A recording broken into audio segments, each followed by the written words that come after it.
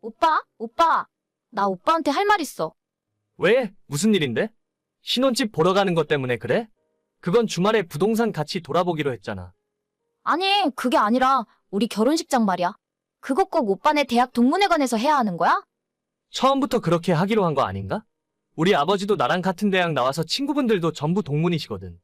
그래서 동문회관에서 하는 게 뜻깊은 것도 있고 다들 오시기도 좋아서 처음부터 그렇게 하기로 했잖아. 그건 아는데 생각할수록 조금 아쉽고 억울하기도 하고 나랑 우리 식구들은 오빠네 대학에 어떠한 인연도 없는데 굳이 거기에서 해야 하나 싶네? 우리 동문회관에서 하는 대신에 결혼식 비용은 전부 내가 부담하기로 했잖아. 그때 이야기할 때는 좋다고 했으면서 이제 와서 그러면 어떡해? 거기 리모델링 한 지 얼마 안 됐기 때문에 시설도 괜찮고 법조인이나 고위공무원 같이 높은 사람들도 많이 하는 곳이야. 그래도 내 친구들도 다들 좀 이상한 것 같다 하고 살면서 한 번뿐인 결혼식인데 나도 호텔에서 하고 싶어. 저번에 봤던 내 친구 지연이 알지? 걔가 남산 H호텔에서 했잖아. 엄청 고급스럽고 예쁘던데. 그래서 지금 다 조율해놨는데 이제 와서 결혼식장을 바꾸고 싶다는 거야? 안 그래도 예약이 거의 꽉 차 있었는데 아버지 친구 동문회장님이 어렵게 일정 비워준 거란 말이야. 아직 계약서 쓴 것도 아닌데 뭐가 어때? 원래 사람 마음이라는 게 이랬다가 저랬다가 바뀔 수도 있는 거잖아. 아버님한테 한번 잘 이야기해봐. 나도 남들처럼 호텔에서 결혼하고 싶어. H호텔은 친구가 결혼했으니까 나는 S호텔에서 할래. 남들처럼?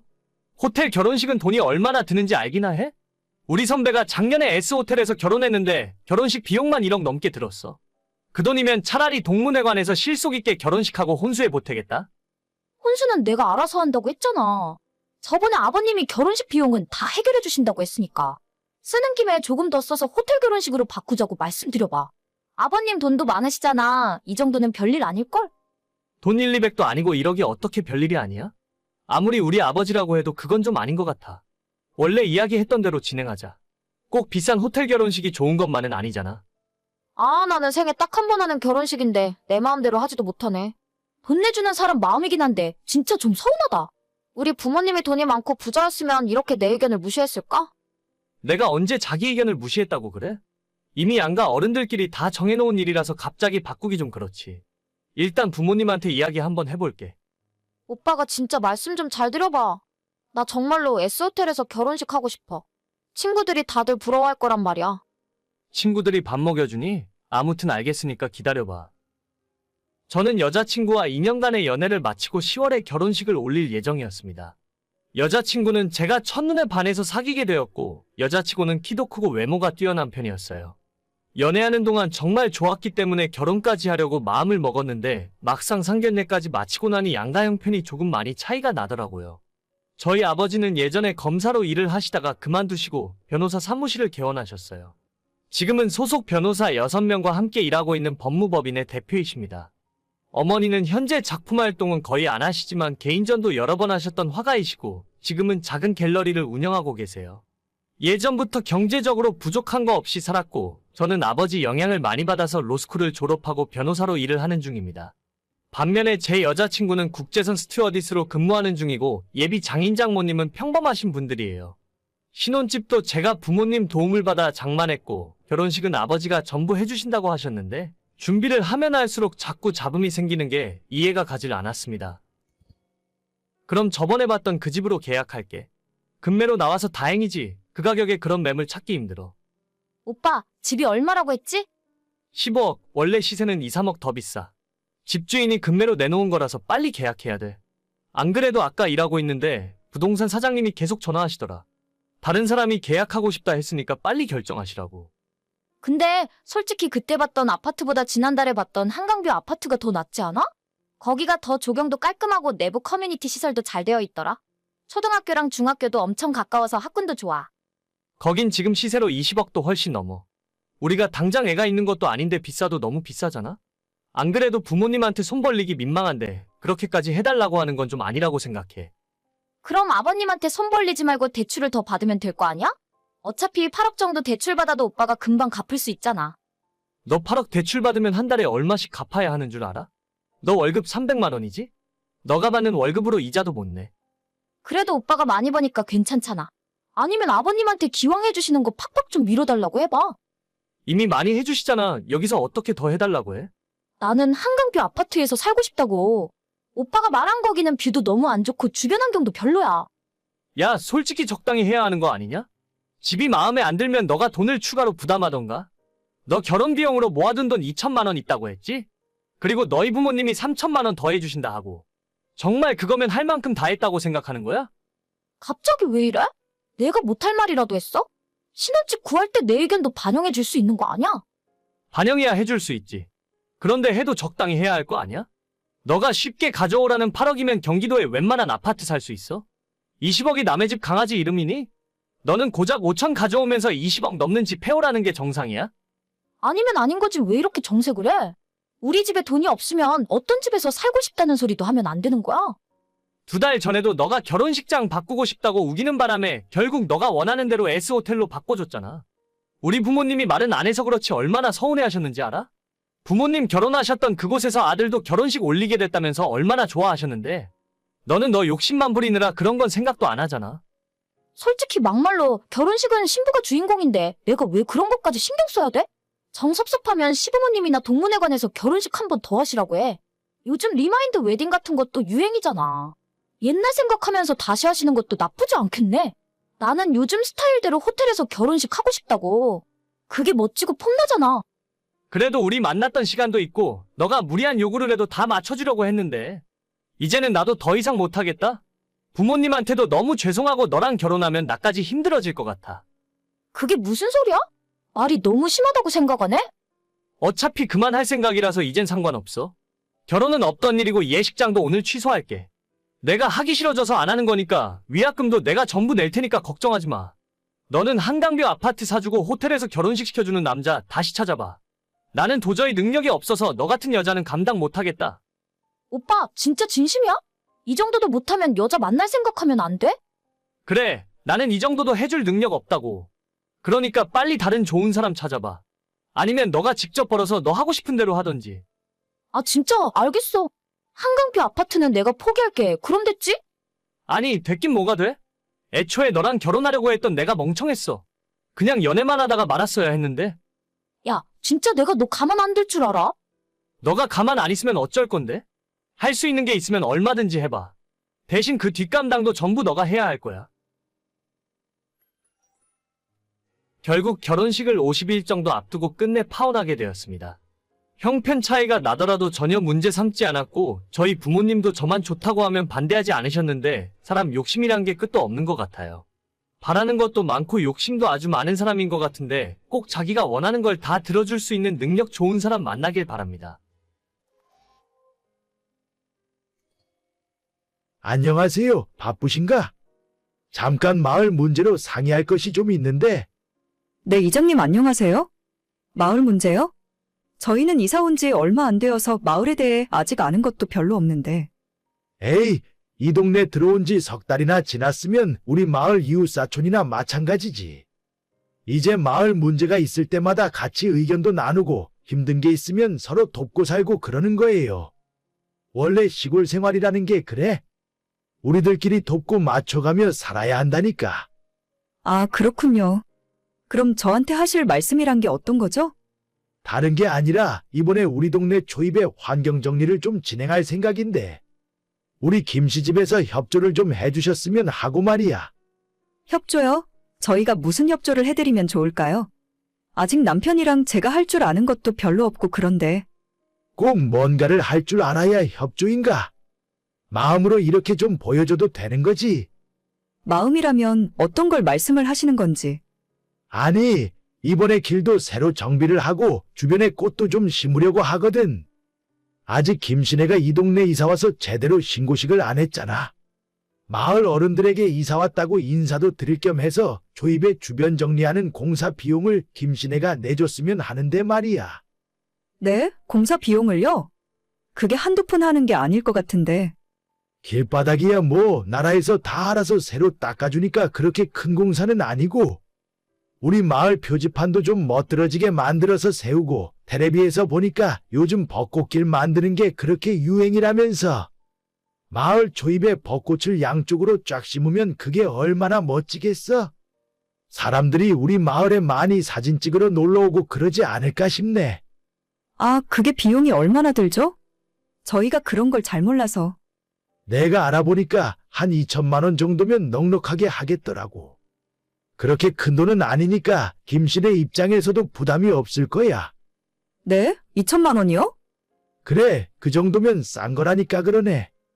옆 동네 작년에 이사 온 젊은 부부들이 있는데 그 양반들은 신고식으로 마을의 지하수 관정을 새로 파주고 동네 사람들 다 물 걱정 안 하고 살게 커다란 물탱크에 배관까지 새로 다 설치해줬어. 대충 3천, 4천은 돈이 든 것 같더라고. 그거에 비하면 우리 마을은 사람들이 참 양심적이지. 그래도 그렇게 큰 돈을 갑자기 말씀을 하시면 제가 우리 남편이랑 한번 이야기해 볼게요. 그래, 그걸 혼자 결정하고 그럴 문제는 아니지. 근데 말이야, 원래 시골 마을에 이사 오면 그런 거 하나씩은 하고 시작하는 거야. 지금 김씨네 집으로 들어가는 길에 우리 집 땅도 좀 걸쳐 있는 거 알고는 있는가? 아, 네. 옛날부터 쓰던 마을길이라고 하던데. 저희 집 살 때도 아무 문제 없다고 이야기 들었거든요. 그거야 내가 눈 감아주니까 그런 거고. 난 항상 마을 사람들 편이라니까. 다들 원만하게 둥글둥글 잘 지내면 얼마나 좋아. 그렇지 않아요? 네, 맞죠. 저희도 그렇게 생각하고 있죠. 근데 말이야. 김씨네가 이 동네 이사 온 지 석 달이나 지났는데 아직까지 동네에 뭐 하나 기부하는 것도 없고 마을 어른들이 별로 탐탁지 않아 하는 건 알고 있어?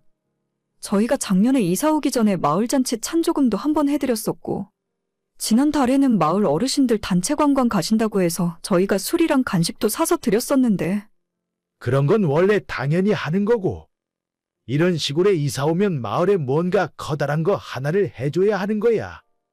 입장 바꿔놓고 생각을 해봐. 우린 이 마을에서 50년, 60년 그 이상을 쭉 살아왔는데 갑자기 굴러 들어와서 집 짓고 이웃이라고 하면 우리가 그걸 어떻게 받아들이겠냐 이 말이지. 그런가요? 저희는 그렇게까진 생각을 안 해봐서. 아무튼 남편이랑 이야기를 한번 해볼게요. 그래요. 이런 건 원래 말 안 해도 센스 있게 알아서 해야 하는 건데 하도 눈치가 없는 것 같아서 귀뜸해 주는 거야. 네, 알겠습니다. 들어가세요. 저희 부부는 둘 다 50대이고 작년에 은퇴했어요. 평생 자영업을 했었는데 두 아이들을 대학까지 졸업시켜놓고 시골에 내려와 살고 있습니다.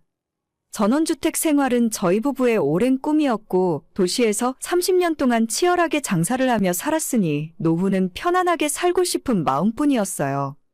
남편 고향 근처에 300평 정도의 땅을 구입해서 집을 짓고 작은 텃밭을 꾸리고 꿈에도 그리던 전원 생활을 시작했지만 현실은 만만치 않더라고요. 저는 시골에서 살면 병원이 멀고 마트가 한참 떨어져 있고 이런 불편함만 생각했었는데 막상 들어와 살아보니 사람이 가장 큰 스트레스였습니다. 허구한 날 이런저런 명목으로 돈을 내놓으라 요구를 해서 처음엔 좋은 게 좋은 거라고 달라는 대로 협조해주긴 했었죠. 마을에 저희보다 훨씬 나이가 많은 어른들도 있고 수십만 원 정도로 마을 주민들에게 환심을 살 수 있다면 나쁜 건 아니라고 생각도 했었습니다. 하지만 그건 저희 착각이었고 이젠 대놓고 수천만 원을 요구하는 상황에 이르렀어요. 아무리 우리가 돈이 많다고 해도 그런 돈은 절대 줄 생각 없었고 남편에게 이야기했더니 당연히 그냥 무시하자더군요. 하지만 그 일 때문에 TV에서 뉴스로만 보던 그런 일을 저희가 겪게 될 줄은 몰랐습니다. 저기 이장님, 저희 집에 들어오는 진입로를 이장님이 막으셨나요? 응? 아, 그거 말이야. 내가 막았지. 내 땅이니까. 아니, 저희가 집 살 때 분명 마을길이라고 아무 문제 없다고 들었는데요. 그래, 그건 난 모르겠고. 그동안 내 땅 공짜로 내어주고 있었는데 앞으로는 좀 힘들어질 것 같아. 저희가 저번에 말씀하신 마을 일에 협조를 안 해서 이러시는 건가요? 아니 뭐 꼭 그런 것 때문에 이러는 건 아니지만 그쪽에서 우리 마을에 뭔가 내놓을 생각이 없는데 우리도 마찬가지지. 그래도 그렇지, 길을 막으시면 어떻게 해요? 저희가 2천만 원이나 하는 큰 돈을 갑자기 구할 수도 없는데. 차는 엄청 좋은 거 타고 다니시더만. 아무튼 나는 모르겠고 마을 지하수도 지금 마음대로 쓰고 있지. 그거 오늘 이따가 막을 테니까 물은 사다 먹던지 마음대로 해. 물까지 잠그신다고요? 이거 불법인 거 모르세요? 어차피 이 마을 지하수 관정은 나라에서 뚫어줬잖아요. 그래, 그럼 나라의 이야기를 해보든가. 우리는 이 마을에서 수십 년 동안 이렇게 살았어. 어디 맘대로 해보라고. 정말 대단하시네요. 이 동네에 집 짓고 딱 넉 달 정도 살았습니다. 지금은 그냥 짐 빼고 다시 이사했어요. 시골로 이사하면서 원래 살던 도시에 아파트를 전세 줄까 하다가 조금 오래된 것 같아서 짐 빠진 김에 리모델링을 하고 있었거든요. 그냥 시골에서 짐 빼고 다시 도시로 올라왔습니다. 그 동네에 땅 사고 집 짓느라 저희도 나름대로 돈 많이 썼는데 너무 아깝더라고요. 그래서 그 집은 지금 저희 아이들과 주변 지인들에게 무료 별장으로 다 빌려주고 있어요. 매주 주말마다 사람들이 대여섯 명씩 내려가서 마당에 노래 틀고 새벽까지 큰 소리로 시끄럽게 고기 구워 먹고 술 먹고 놀다가 올라옵니다. 얼마 전에 이장이 저희 집 너무 시끄럽다며 조용히 해달라고 하길래 난 이제 그 집에 살지도 않고 사람들 주말에 내려가서 스트레스 푸는 거니까 신경 쓰지 마시라고 했죠.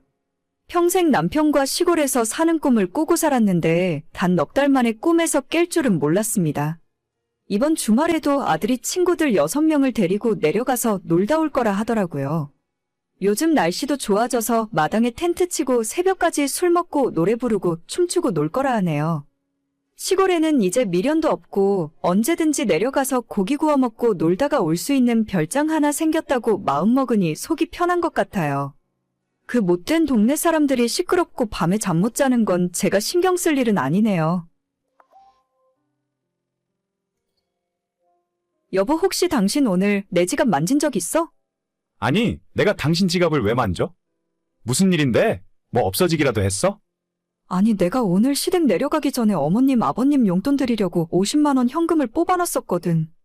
봉투가 마땅한 게 없어서 일단 지갑에 현금채로 넣어놨는데 아까 나오면서 어머님 용돈 드리려고 하니까 돈이 좀 비더라고. 그래서 30만 원밖에 못 드렸어. 나는 지금까지 당신 지갑에 손을 대본 적이 없지. 내가 수중에 돈이 없는 것도 아니고 뭐가 아쉬워서 그러겠어. 그럼 어떻게 된 일이지? 분명히 오늘 아침에 어머님 댁 출발하기 전에 ATM기에서 50만 원 뽑았거든. 원래 내 지갑에 현금이 하나도 없었으니까 딱 50만 원 있어야 하는 게 맞는데 얼마나 비었는데 그래? 5만 원짜리 3장이 없어졌더라고. 35만 원밖에 없길래 그렇게 드리는 건 좀 아닌 것 같아서 그냥 어머님한테 30만 원만 드렸어. 누가 당신 지갑에 손을 댔으면 돈을 다 가져갔겠지. 바보도 아니고 도둑이 어떻게 15만 원만 가져가. 그러니까 이상하다는 거야. 내가 어디 다른 곳 들른 적도 없거든. 가만 생각해보니까 아까 작은 방에 도련님 들락날락 거리지 않았어?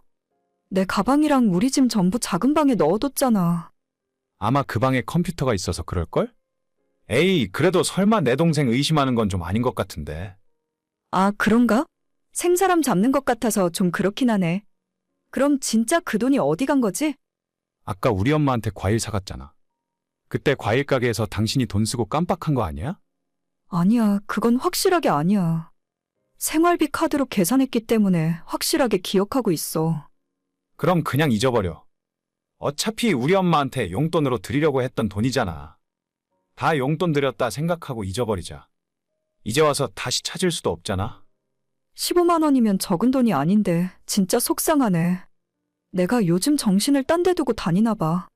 뭔가 다른 곳에 쓰고 착각했겠지. 나중에 생각날 수도 있어.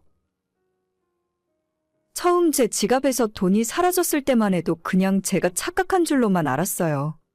어디 다른 곳에 썼겠지 하고 잊어버리려고 했는데 그 이후로도 시댁에 방문을 한 번 더 한 적이 있었는데 그때도 제 지갑에 있던 10,000원짜리 5장 중에 3장이 사라진 겁니다. 저희 시댁에는 올해 34살의 백수 시동생이 있어요. 대학 졸업하고 짧게 1년 정도 중소기업에서 일을 2번 했었고 직장 다니는 건 본인 적성에 안 맞다고 하는 바람에 시부모 돈으로 카페도 차려준 적이 있었습니다. 하지만 그 카페 역시 1년 반 만에 가게 월세 보증금까지 홀랑 다 까먹고 망해버렸어요. 그 뒤로 지금까지 2년째 집에서 놀고 있는데 솔직히 제가 볼 때는 이제 집에서 쫓아내던지 시부모님의 결단도 어느 정도 필요하다는 생각이 들 정도예요. 시댁에 가면 제대로 세수도 안 하고 머리도 덥수룩하게 기르고 있는 시동생을 볼 때마다 제 속이 답답해서 화딱지가 나곤 했습니다. 아직 한참인 30대 나이에 나가서 뭐든지 할 수 있는 건강한 몸이 있는데도 시부모한테 용돈 받아서 놀고 먹는 모습을 보면 내 동생이 아니라 다행이다 싶더라고요. 솔직히 처음에 돈이 사라졌을 때부터 시동생을 가장 먼저 의심했지만 아무리 그래도 남편의 동생인데 강하게 추궁하진 못했습니다. 문제는 저희가 가만히 있었더니 범행이 점점 대범해졌다는 거예요. 이상하다. 왜 여기 없지? 무슨 일인데? 뭐 없어졌어? 아니, 내 지갑에서 카드가 한 장 없어진 것 같은데? 카드? 무슨 카드인데? 무슨 카드는 무슨 카드야. 신용카드지. 평소에 잘 안 쓰는 카드라서 언제 잃어버렸는지도 모르겠네. 그래, 잃어버렸으면 누가 카드 긁었을 때 문자라도 왔을 거 아니야. 내가 결제 문자 알림 신청 안 해놨던 것 같아. 어쩌지? 언제 어디서 잃어버렸는지 기억도 안 나. 마지막으로 그 카드 어디서 썼는데? 안 쓰는 신용카드를 뭐하러 만들었어? 나 인터넷으로 물건 좀 살 게 있어서 쓰던 거지. 안 쓴 지는 한 달도 넘었을걸? 일단 카드사에 전화해서 물어봐. 그리고 분실 신고해서 막으면 되잖아. 맞다. 알겠어. 정신이 없으니까 아무 생각이 안 나네. 일단 카드 회사에 전화부터 할게. 어쩌지? 내 카드 훔쳐간 놈이 벌써 여러 번 긁고 다녔나 본데? 진짜? 경찰에 신고부터 해야겠다. 뭐 얼마나 썼는데? 벌써 50만 원 정도 긁었나 봐. 방금 카드 사용 내역을 이메일로 받아서 확인했는데 좀 이상하네. 뭐가 이상한데? 빨리 경찰에 신고부터 해. 아니, 그게 아니라 50만 원 좀 넘게 쓰긴 했는데. 전부 PC방, 술집, 밥집 이런 곳에서 며칠 동안 긁고 다녔네. 진짜 돈 없는 사람인가 보다. 어차피 요즘 CCTV 다 있는 세상인데 그게 안 걸릴 거라고 생각했나? 내가 카드를 우리 엄마네 집 근처에서 잃어버렸나 본데. 카드 긁고 다닌 곳이 전부 우리 엄마 집에서 가까운 곳이야. PC방도 엄마네 집 아파트 단지 건너편이고, 식당도 그렇고 술집은 그 근처 번화가의 먹자골목이고. 당신이 지난 주말에 어머님 댁 갔다가 카드를 거기서 흘렸나 보네. 그거 주운 사람이 막 긁고 다니는 거고. 아무리 봐도 이상한데? 여기 식당이랑 PC방은 내가 예전에 내 동생이랑 자주 가던 단골집이거든. 혹시 아니겠지? 그럼 혹시 모르니까 경찰에 신고하기 전에 전화해서 물어봐. 괜히 식구들끼리 얼굴 붉히지 말고. 당신이 돈 없어졌다고 했을 때만 해도 설마 아니겠지 생각했는데. 이 자식 아니면 설명이 안 되네. 전화해서 물어보고 만약에 진짜 도련님이 훔친 거면 이참에 정신 똑바로 차리게 해야 돼. 어머님, 아버님한테 사실대로 전부 말씀드려야지. 진짜 모르는 척하고 경찰에 확 신고를 해버릴까? 빨간 줄 긋고 콩밥 먹게 만들어? 뭐 당신 마음대로 하는 거긴 하지만 난 진짜 어떤 방법으로든 도련님 정신 차리게 할 필요는 있다고 생각해. 벌써 집에서 아버님한테 용돈 받고 놀기 시작한 지가 몇 년째야. 어머님이 너무 도련님을 싸고 도는 것도 문제라니까. 일단 전화해서 확인부터 해야겠다. 그래, 잘 이야기해봐. 남편이 시동생한테 카드 가져갔냐고 물었는데 처음엔 아니라고 잡아떼더라고요. 근데 경찰에 신고할 거라는 말에 결국 자백을 했고 남편이 바로 시부모님에게 전화해서 전부 사실대로 말씀을 드렸어요. 어머님은 끝까지 못난 둘째 아들을 감싸고 돌면서 동생한테 용돈 한번 챙겨주지 그랬냐고 하셨지만 문제는 아버님이었어요. 평소에도 둘째 아들이 백수로 지내는 걸 못마땅해 하신 아버님은 이번만큼은 화가 단단히 나서 집에서 나가라고 하셨습니다. 시댁에서 멀리 떨어진 곳에 보증금 300에 월세 35만 원 반지하 방을 얻어주고 다신 집에 들어오지 말라며 쫓아내셨어요. 시동생은 당장 다음 달 월세부터 걱정해야 할 판이라 울며 겨자 먹기로 요즘에는 물류센터 일을 다니고 있다 하더라고요. 진작에 그렇게 했어야 하는데 어머님께서는 집에서 놀고 먹는 다 큰 아들을 언제까지 품고 계실 생각이었는지 모르겠습니다. 시동생이 맘대로 긁고 다닌 남편의 카드값은 아직 돌려받지 못했어요. 자기가 일해서 월급 받으면 매달 10만 원, 20만 원씩 갚겠다고 하네요. 제 지갑에서 가져간 돈도 20만 원이 조금 넘는데 그 돈 훔쳐간 건 끝까지 자기가 아니랍니다. 이제 와서 증거도 없고 뭐라고 해봤자 어쩌겠어요. 용돈 줬다고 생각할 테니까 진짜 정신 좀 차렸으면 좋겠습니다. 내 동생이었음 진작 가만 안 뒀을 거예요. 오늘의 사연은 여기까지입니다. 구독과 좋아요, 알람 설정은 많은 힘이 됩니다. 다들 행복하시고 좋은 하루 되세요.